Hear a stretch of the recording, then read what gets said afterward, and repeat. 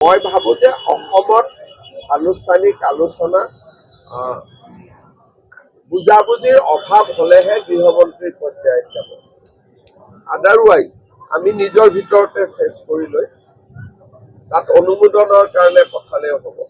কিন্তু যদি বুজাবুজিৰ অভাৱ থাকে ডেফিনেটলি গৃহমন্ত্ৰী ডাঙৰীয়াই প্ৰশ্নত থাকে। তেখেতে আসনৰ বিষয়ে কথা নাপাতে। আমাৰ বিজেপিৰ ষ্ট্ৰাকচাৰটো তেনেকুৱা নহয়। আসনৰ বিষয়ে কথা দিলীপ শইকীয়া আৰু ময়ে পাতিম। যদি বুজাবুজিৰ অভাৱ হয় তেতিয়া গৃহমন্ত্ৰীগৰাকীয়ে পাতিব। বাকীসকলে তেওঁলোকে আমাৰ সংগঠন কেনেকৈ শক্তিশালী কৰিব পাৰি তাৰ বিষয়ে তেওঁলোকে আমাক মাৰ্গদৰ্শন কৰে।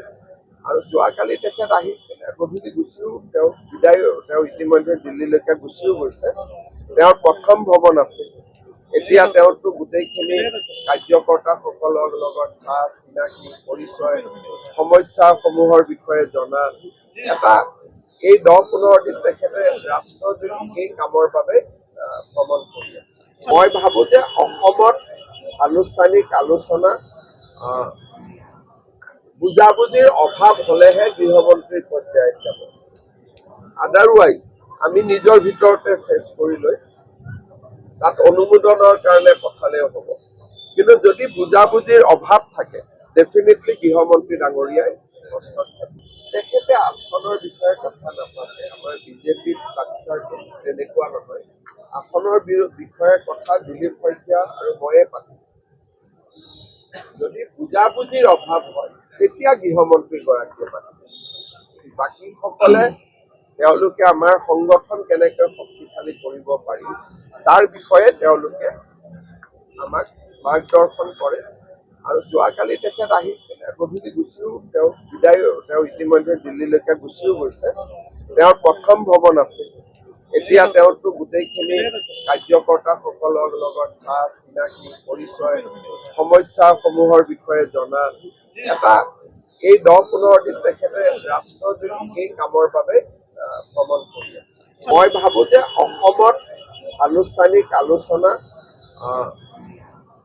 বুজাবুজিৰ অভাৱ হলেহে গৃহমন্ত্ৰীৰ পৰ্যায়ত যাব। আদাৰৱাইজ আমি নিজৰ ভিতৰতে চেষ্টা কৰি লৈ তাত অনুমোদনৰ কাৰণে পঠালেও হ'ব। কিন্তু যদি বুজাবুজিৰ অভাৱ থাকে ডেফিনেটলি গৃহমন্ত্ৰী ডাঙৰীয়াই প্ৰশ্নত থাকে। তেখেতে আসনৰ বিষয়ে কথা নাপাতে। আমাৰ বিজেপিৰ ষ্ট্ৰাকচাৰটো তেনেকুৱা নহয়। আসনৰ বিষয়ে কথা দিলীপ শইকীয়া আৰু ময়ে পাতিম। যদি বুজাবুজিৰ অভাৱ হয় তেতিয়া গৃহমন্ত্ৰীগৰাকীয়ে পাতিব। বাকীসকলে তেওঁলোকে আমাৰ সংগঠন কেনেকৈ শক্তিশালী কৰিব পাৰি তাৰ বিষয়ে তেওঁলোকে আমাক মাৰ্গদৰ্শন কৰে। আৰু যোৱাকালি তেখেত আহিছিলে, গধূলি গুচিও তেওঁ ইতিমধ্যে দিল্লীলৈকে গুচিও গৈছে। তেওঁৰ প্ৰথম ভ্ৰমণ আছিল।